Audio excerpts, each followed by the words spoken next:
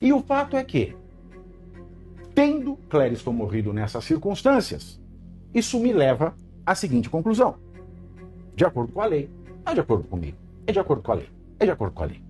Em primeiro lugar, senhores, o ministro Alexandre de Moraes tem responsabilidade por isso? Tem. Por que é que tem? Porque no Código Penal, o artigo 135 diz: deixar de prestar assistência, quando possível fazê-lo, a pessoa inválida ou ferida ou em grave e iminente perigo, que era o caso dele. Pena, detenção de 1 a 6 meses ou multa. Parágrafo único. A pena é triplicada se ela resulta em morte. Ou seja, a pena aqui vai de 3 meses a 1 ano e meio. Depois, o artigo 136 diz: expor a perigo a vida ou a saúde de pessoa sob sua autoridade, guarda ou vigilância, quer abusando de meios de correção ou disciplina, que é o caso. Se isso resulta em morte, a pena é de reclusão de 4 a 12 anos. E eu vou optar pelas penas maiores, porque o artigo 61 do Código Penal diz que são situações que agravam o crime, 3 que se aplicam ao caso. Artigo 61, inciso 2, letras A, G e I.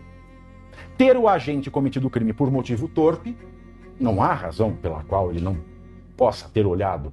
2, com abuso de poder ou violação do dever inerente ao cargo. Ele devia ter visto. O PGR se manifestou. E 3, quando o ofendido estava sob a imediata proteção da autoridade. Ele estava sob imediata proteção do Estado porque estava encarcerado.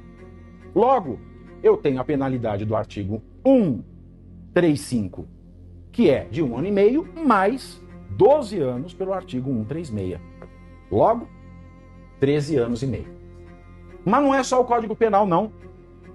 A Lei 13.869 de 2019, que é a Lei do Abuso de Autoridade, diz, artigo 9, decretar medida de privação de liberdade em manifesta desconformidade com as hipóteses legais e incorre na mesma pena a autoridade judiciária que, dentro do prazo razoável, deixar de substituir a prisão preventiva por medida cautelar diversa ou de conceder liberdade provisória quando manifestamente cabível, que é a causa dele, a pena é de 1 a 4 anos.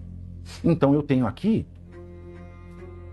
que o ministro Alexandre de Moraes, por esses dispositivos legais, poderia pegar 17 anos e 6 meses de cadeia.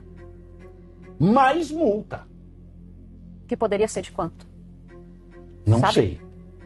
Não Isso sei. é avaliando o caso. Mas vamos esquecer a multa. 17 anos e meio a prisão. 17 anos e meio, não é pouca coisa. E como isso poderia ser aplicado? Boa Fábio? pergunta. Porque contra o presidente da República, por exemplo, só o Procurador-Geral da República pode oferecer uma denúncia. Ah, sim. Porque só o Procurador-Geral da República pode oferecer denúncias a quem tem o foro privilegiado.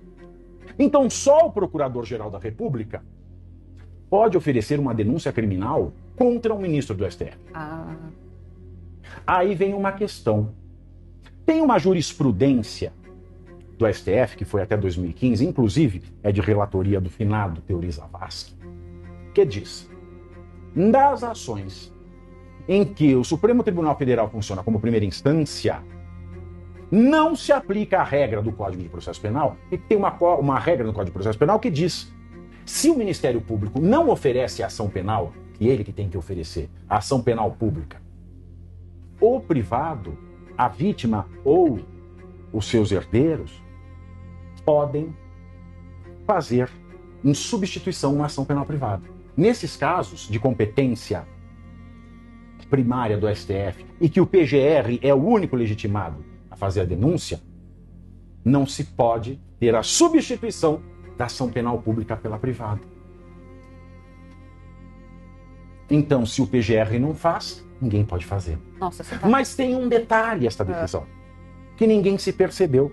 Ele diz o seguinte: nesses casos, não se pode ter a substituição da ação penal pública pela ação penal privada, da mesma forma que não se pode admitir assistente de acusação privada. E aí vem um detalhe importante. Quando as imagens de Roma chegaram ao Brasil, o ministro Toffoli admitiu que a família do Alexandre de Moraes fosse assistente de acusação do caso. Logo, se eles romperam com a jurisprudência, também deve ser possível que a família de Clériston, diante da inércia da Procuradoria-Geral da República, promova diretamente uma ação penal contra o ministro Alexandre de Moraes, pedindo a sua condenação em uma pena que poderia chegar a 17 anos e 6 meses. E eu já me prontifiquei a ajudá-los se eles quiserem, se não tiverem advogado. Porque isso que aconteceu é inadmissível. E não só o Estado e subsidiariamente o próprio ministro tem a responsabilidade civil de sustentar a família do falecido, calculando-se aí a expectativa de vida que ele teria, e pagar uma pensão mensal, fora os danos morais pela perda do ente querido. Essa é a análise resumida do que eu falei hoje de manhã.